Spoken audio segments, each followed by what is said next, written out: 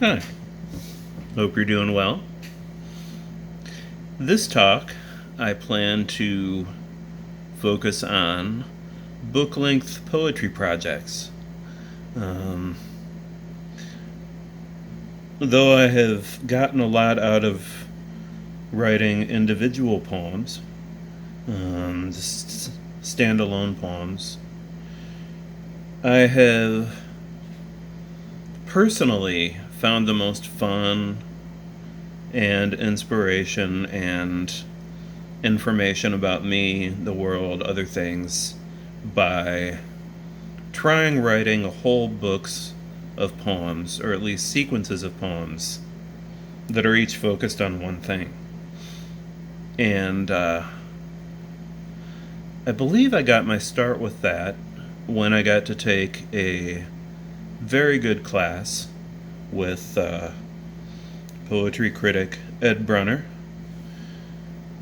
that was focused on book-length poems and long poems, poetry sequences, all of the above, I believe. The book-length poem that I remember, or book-length project, there are multiple poems in it, that I remember most distinctly from that class was Mary Jo Bang's book, Louise in Love. And that book was wonderfully eye-opening for me, because in it I saw how one subject, in this case one character, could be developed over the course of a book of poems in a way that was playful, full of spontaneity, full of unexpected moments, challenging, insightful, lyrical, and just resonant throughout. And at that point, I don't believe that I had any idea that I might do that, or that I could, or do my own version of it, but it was a really helpful example that was put in front of me at a key time, I believe. And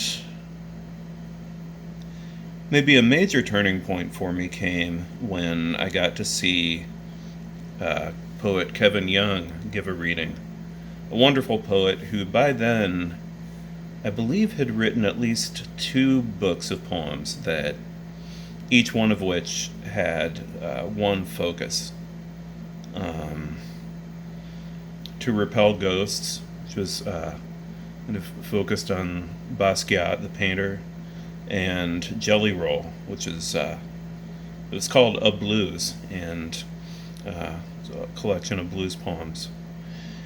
And after he read, I got to go up and ask him if he had any suggestions for writing a whole book of poems about one thing. And he said, get obsessed. And that stuck with me helpfully. And since I have this obsessive mind or brain anyway, it wasn't a big stretch. And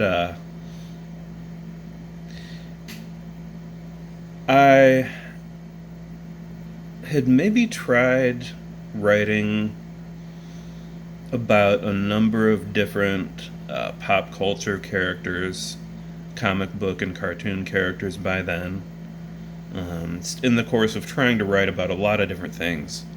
And I was surprised at what they showed me. I found definitely more than the pop culture image of the character when I started to write. And there were a couple of sonnets, just rough drafts, no idea where they are now, that I tried writing about Batman, and that one resonated especially for me. resonated powerfully. And so I started trying to write poems that could be turned into a book of poems about Batman. And what I got to talk about in the talk before this one about incorporating research, that was definitely a big help for me with this project. And when Kevin Young said get obsessed, for me that extended to doing research, which meant reading lots of comic books, watching Batman movies, getting to read some about Batman comic books, and then it also meant just trying to write a lot of rough draft poems that that engaged Batman or Batman characters or anything related to Batman that that it seemed like I could try to write about. And by then I had been working in sonnets for a while, and so I got to just try writing sonnet after sonnet after sonnet that in some way or another engaged Batman. And it was really interesting for me what happened with that, because it wasn't... Well, it was kind of like with my earlier experience of writing sonnets that were rough drafts. It almost seemed like putting all of that energy into writing all of these sonnet drafts about Batman brought other things to the surface, but they were still about Batman. And so I got to live in Ireland for a little while, and I found a sonnet sequence kind of breaking through all of this other draft writing, this obsessive just trying to write poem after poem or draft after draft about Batman, and the sonnet sequence seemed to be in a different voice that I kind of intuitively sensed was like this is the voice for me to try for the most. There was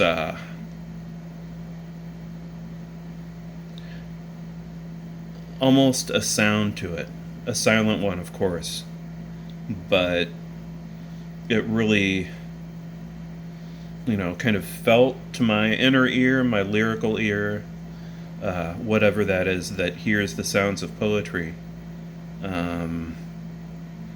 like it was really there. And that sequence is about the length of a chapbook, kind of like Weston's Unsent Letters to Modati is a chapbook, and it did get published as a chapbook that was illustrated, which was really neat. But I also found myself with a lot of other Batman related poems, and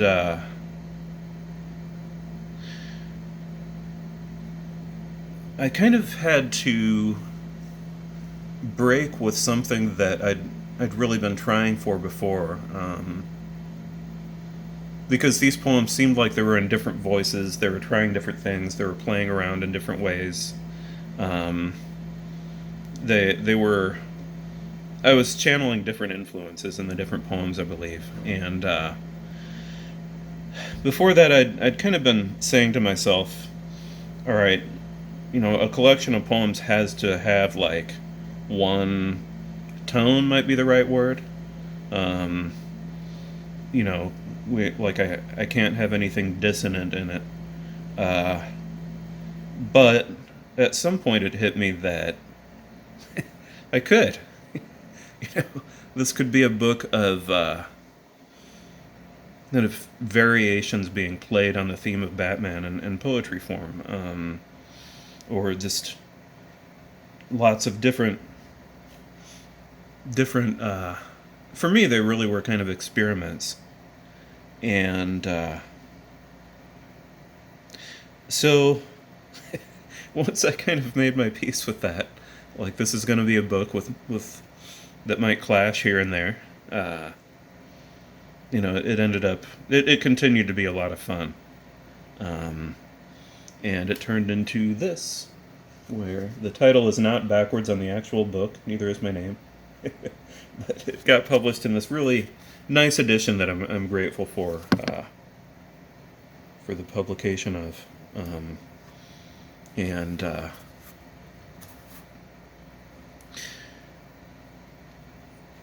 I have also been working on, let's see, maybe three other projects that could end up being books of poems all focused on the same thing.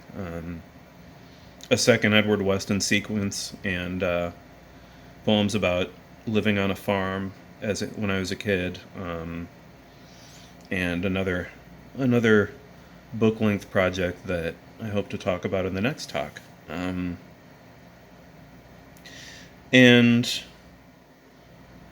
with all of them, I believe Get Obsessed has stayed helpful input for me. And then, like I started to learn with Batmanicism, the book of Batman poems, um, being willing to let imperfect seeming poems have a home in the book too. At some point, it hit me that book length sequences or book length projects are the oldest poems in Western literature, the Iliad and the Odyssey, Metamorphoses, and others. And they certainly, or to me, they're not evenly, you know, uh, done or anything like that. So letting imperfection in has been a wonderful help for me with book length poetry projects. Thanks.